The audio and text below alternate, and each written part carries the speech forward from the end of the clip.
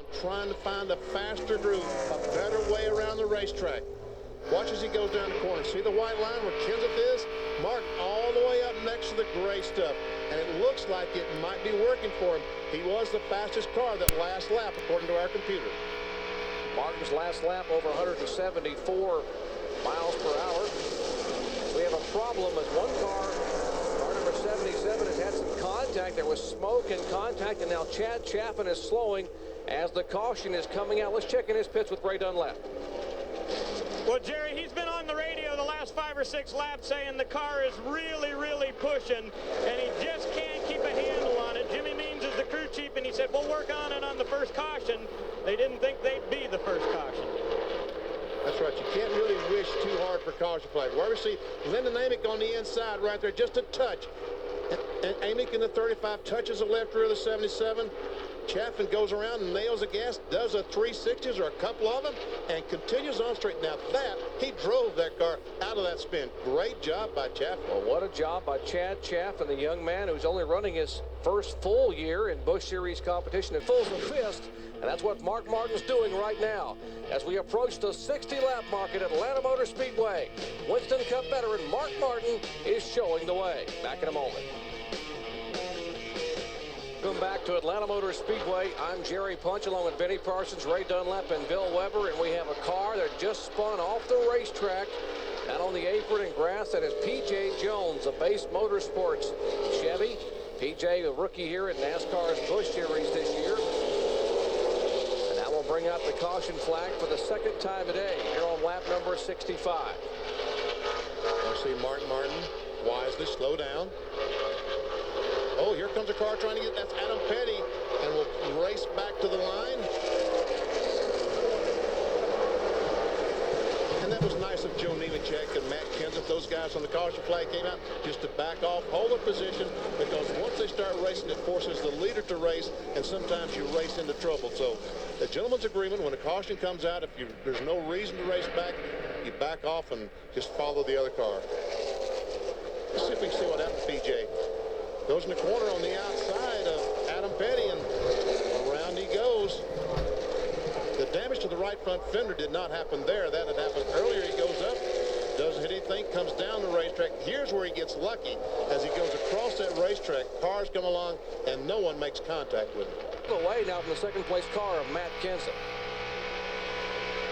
Martin goes by, and the second place car of Kenseth is still side by side. We're watching telemetry on board Mark Martin, the world best by. Oh, and Jason Keller hard in that outside retaining wall. Heavy contact for Keller. He smacks the wall. And remember, that's over 180 miles an hour. Heavy up across the racetrack in the Excedrin Chevy. Might have been some contact there with another car on the bottom of the racetrack, and so we will have caution for the 4th time today here on lap 84. And the 43 car of Jay Sauter might have gotten his lap back. We'll have to wait and see. There's the safety car with the lights flashing that will pick up Mark Martin as the leader as they come by for lap 83. And the window net is down. That is the signal that the drivers are told by NASCAR. If you are awake and alert and appear to be okay, take your window net and drop it down so the safety officials know as they're on their way to you that you are okay. So they understand they can take as little bit of time trying to get up there and get through traffic to get to your car. Tough break for Jason Keller, 29 years of age, bringing out the 4th caution flag today. Here again is what happened. There's him going down in the corner. That's Buckshot Jones right behind him, the 00. They go in the corner. And right there, just a little nudge from Buckshot puts the 57 car in a spin, and when he corrects it, he goes back up the racetrack and just pounds that outside retaining wall. One more angle, and watch just how violently this car goes in and bams that wall.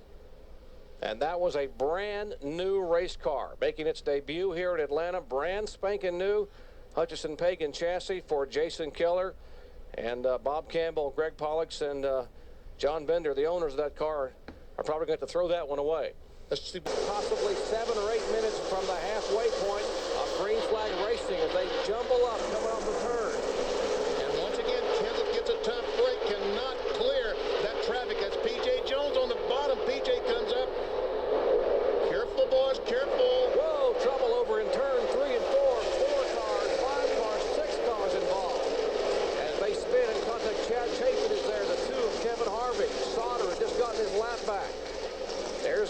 rust involved. Heavy damage here on lap number 88. Everyone scrambling for position, knowing that the weather was going to be a major factor, and now we have a huge incident between turns 3 and 4. As the field is slowing down, they do not race back to the caution. Chad Chaffin trying to get his Lear Ford refired. There's what's left of the car number 2, the AC Delco-sponsored car of Kevin the Kid Harvick, driving for Richard Childress, and heavy front-end damage on his machine. Doubtful he'll have a chance to get back out. They're just trying to get the hood up right now and having trouble doing that. There we see Tim Feedable, the Stanley car, 25 of Kenny Wallace. A lot of damage to that car. Ever see the 11 car, Buckshot Jones, Jeff Purvis in the 4, and all of a sudden Buckshot's car is just not going anyplace. Watch the cars go by on the inside, and his car not up to speed. And he gets in the corner. He's trying to get out of the way, but it boxes up the car behind. And there we see the 15 of Gilchrist and the 77 make contact. And here comes 25 of Kenny Walsh, runs into the 77. Meanwhile, Lazaro in the McDonald's car. Ron Hornaday's involved. Here comes Harvick in the back of I guess that's a 43 car of Chase Sauter.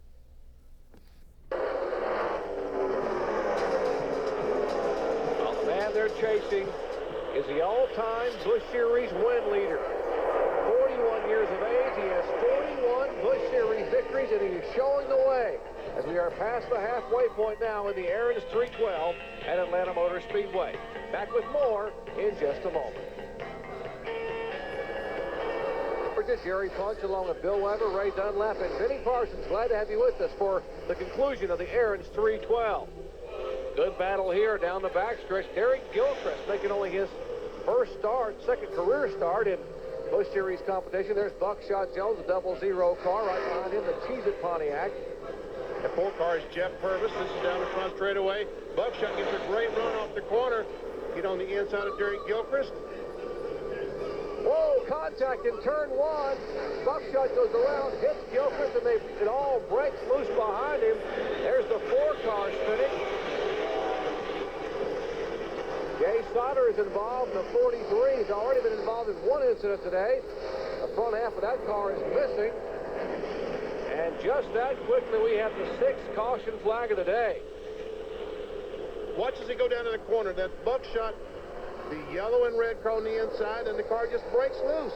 Jerry, I don't know if they made contact. Just as he turned that car left, around it flew. He made contact there with Gilchrist. Gilchrist backs it in the wall, and Buckshot makes hard contact with the outside of his car. Then there was contact behind him between Jeff Purvis in the 4 car and Wayne Grubb. Grubb, who was trying to miss that, so at least now back on the lead lap, and on the tail end of the lead lap is Todd Bodine in the 66 car. Martin down turn 4 to complete one more lap.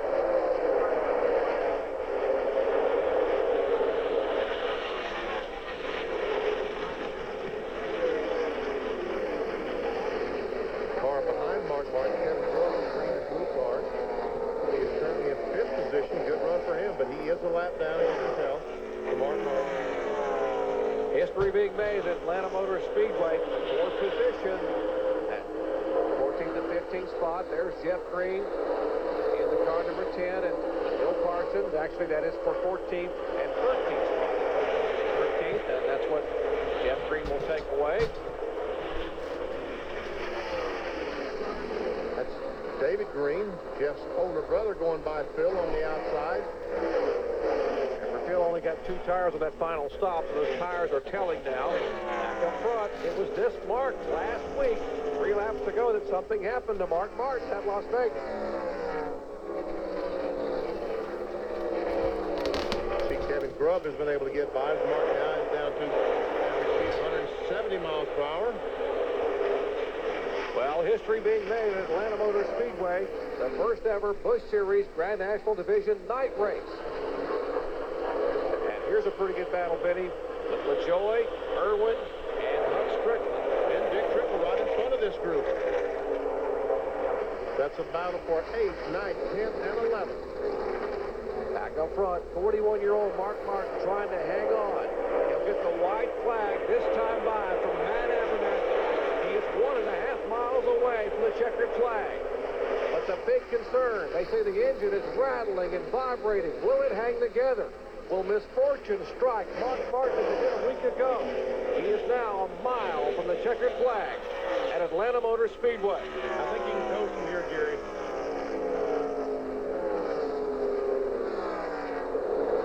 On the bottom of the racetrack in turn 3, he comes out of turn 4.